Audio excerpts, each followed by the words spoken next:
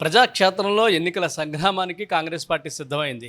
Congress party అభ్యర్థులను ప్రకటించిన తర్వాత ప్రతి నియోజకవర్గంలో కూడా కాంగ్రెస్ పార్టీ నాయకులు విస్తృతంగా పర్యటించి ఓట్లను అభ్యర్థిస్తున్నారు. షర్మిల రాకతో కాంగ్రెస్ పార్టీ యొక్క పూర్వ వైభవం సాధించే విధంగా అడుగులు వేస్తున్నారు. పాలకొల్లు నియోజకవర్గం సంబంధించి ఎమ్మెల్యే అభ్యర్థి మనతో పాటు ఉన్నారు. సార్, ప్రధానంగా కాంగ్రెస్ పార్టీకి సంబంధించి పాలకొల్లు నియోజకవర్గంలో ఎలా ఉంది ప్రస్తుతం? పాలకొల్లు నియోజకవర్గంలో కాదండి, మన జిల్లాలోని రాష్ట్రంలోని మా నియోజకవర్గంలో కూడా మరి ఇండియా కూటమి వచ్చిన తర్వాత ఇండియా కూటమితో మల్లికార్జున ఖర్గే గారు సారథ్యంలో మరి చాలా బాగుంది. ఎంచేదంటే కూటమిలో అందరూ కూడా రాహుల్ గాంధీ గారేంటి, ప్రియాంక గాంధీ గారేంటి, మరి అందరూ కూడా కష్టపడుతున్నారు. అలాగే మేము కూడా కష్టపడుతున్నాం. మంచి జోషులోకి వచ్చింది. అలాగే మరి షర్మిల గారు వచ్చిన తర్వాత కూడా ఇంకా చాలా జోష్లో ఉంది. ఎంచేదంటే ఆవిడ రాజకీయ మరి ఇంట్లో పుట్టినటువంటి ఆవిడ. అంతే, రాజశేఖర రెడ్డి గారు అవసరాలన్నీ వచ్చినాయి. అలాగే చాలా బాగుంది, జోష్ బాగా పెరిగింది. ఎంచేదంటే కాంగ్రెస్లో కొత్త రథం వచ్చినట్టు ఉంది. ప్రస్తుతం కాంగ్రెస్ పార్టీకి సంబంధించి ప్రధానంగా ఎన్నికల ఎజెండా ఏంటి?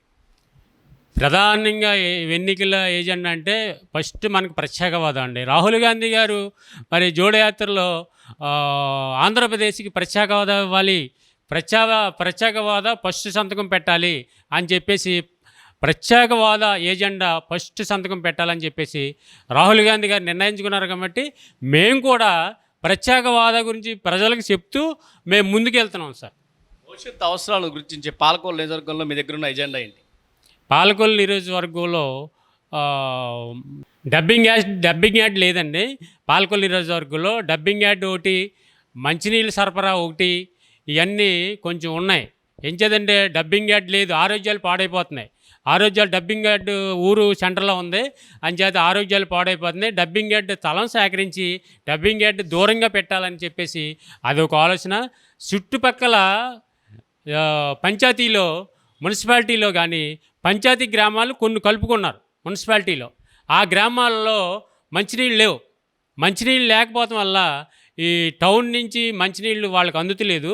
అలాగే మంచినీళ్ళకి కూడా స్థలం సేకరించి వేరే ఒక చెరువు తవ్వించి ఆ చెరువు ద్వారాగా ఈ గ్రామాలన్నిటికీ కూడా మంచినీళ్ళు ఇవ్వాలని చెప్పేసి కాంగ్రెస్ పార్టీ ఒక ఆలోచనతో ఉందండి. పాలకొల్లు నియోజకవర్గంలో తెలుగుదేశం పార్టీ కంచుకోట అనే మాట వినబడుతుంది. దాన్ని కాంగ్రెస్ పార్టీ ఎలా విభేదించబడుతుంది? తెలుగుదేశం పార్టీ ఉంది కానండి, 5 సంవత్సరాలు తెలుగుదేశం పార్టీ ఉంది. అయినప్పటికీ కూడా మేము గతంలో టిక్కో ఇళ్ళకి 72 ఎకరాలు సేకరించి అక్కడ పెట్టామండి. అయితే 72 ఎకరాలు సేకరించి పెట్టినప్పుడు టిక్కో ఇళ్ళు చంద్రబాబు నాయుడు గారు కట్టారు కానీ పూర్తి చేయలేకపోయారు. పూర్తి చేయకుండా అలా ఉంచేశారు. ఎంచేదంటే ఒక వాటర్ ట్యాంక్ కట్టలేదు, ఒక సెప్టిక్ ట్యాంక్ కూడా కట్టలేకుండా అలా ఉంచేసిన వల్లనే ఇప్పుడు వైఎస్ జగన్మోహన్ రెడ్డి వచ్చినాక కానీ ఏంటంటే రంగులు వేసుకున్నారు తప్ప దానికి ఎటువంటి వర్క్ చేయలేదు. ఎంచేదంటే వీళ్ళు వాటర్ ట్యాంక్ కట్టలేదు, సెప్టిక్ ట్యాంక్ కట్టలేదు, ప్రజలు ఇవ్వలేకపోయారు.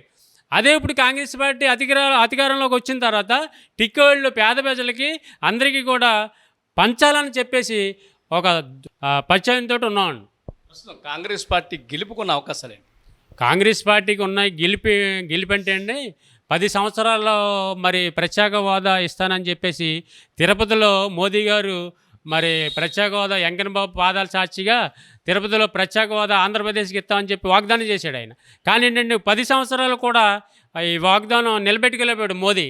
అయితే ఇప్పుడు కాంగ్రెస్ పార్టీ వస్తే మరి ప్రత్యేక హోదా ఇస్తుందని చెప్పేసి అందరూ ఆశతోటి ఉన్నారు.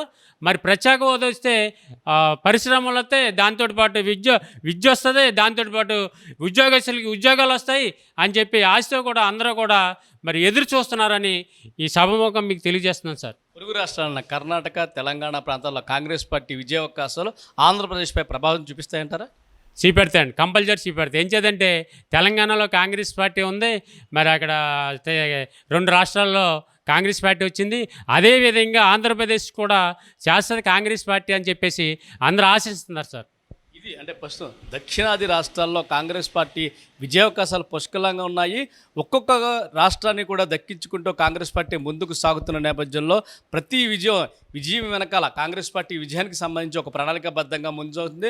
2014, 2019 ఎన్నికల ఫలితాలను పూర్తిగా అధ్యయనం చేసిన తర్వాత కాంగ్రెస్ పార్టీ లోపాలను సరిదిద్దుకొని రానున్న ఎన్నికల్లో ప్రస్తుతం ఉన్న పార్టీలకు ధీటుగా ప్రత్యామ్నాయ పార్టీగా అవకాశించే అవకాశం స్పష్టంగా కనిపిస్తుంది ఇక్కడ నాయకులు చెబుతున్నారు. సమస్య లేని ఇల్లు ఉండదు, పరిష్కారం లేని సమస్య ఉండదు. బంధాలు గొప్పవి, బాధలు చిన్నవి. మీ సమస్యని మేము పరిష్కరిస్తాం. రండి మాట్లాడుకుందాం.